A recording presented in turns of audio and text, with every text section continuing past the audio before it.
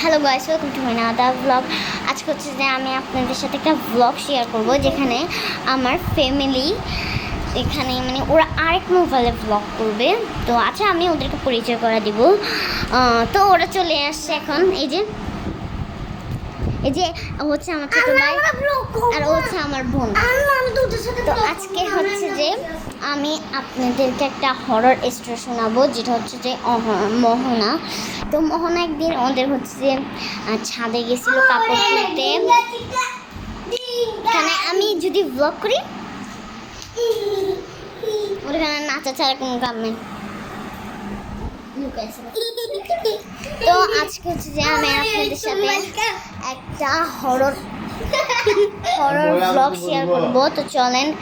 একদিন মোহনা ওদের হাতে ওদের ছাদে গেছিল। হঠাৎ করে ও একটা জিনিস নোটিস করে কাপড় তুলতে তুলতে। তো দেখে যে ওদের ছাদের এক কোনায় একটা মেয়ে দাঁড়িয়ে আছে, চুল বড় বড় আর সাদা উন্না পরা।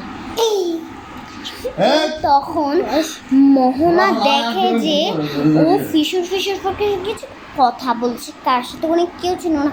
তারপর আস্তে আস্তে আস্তে আস্তে কাছে যাইতে ওর হচ্ছে যে ও মানে আওয়াজটাকে ওর কানের পাশে মনে হচ্ছে কেউ আওয়াজ করতেছে। তো হঠাৎ করে ও হচ্ছে যে গেছে, তারপর ও দৌড় মারি পালিয়ে গেছে। ও পড়তে নিয়েছিল, ওকে একটা বাতাসে আসে পিছিয়ে নিয়ে নিয়েছে। তারপর ও হচ্ছে যে তো ও তাড়াতাড়ি ঝুড়ি নিয়ে নিচে নামিয়েছে। নিচে নেমে আচ্ছা চলেন একটু অফ করে দেখেন, আমাদের এখানে আরো 2টা সদস্য দেখছেন।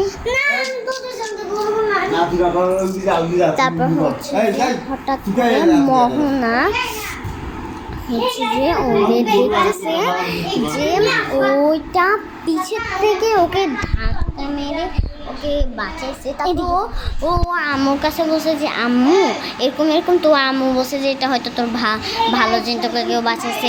তো চলেন, বাই, আল্লাহ হাফিজ।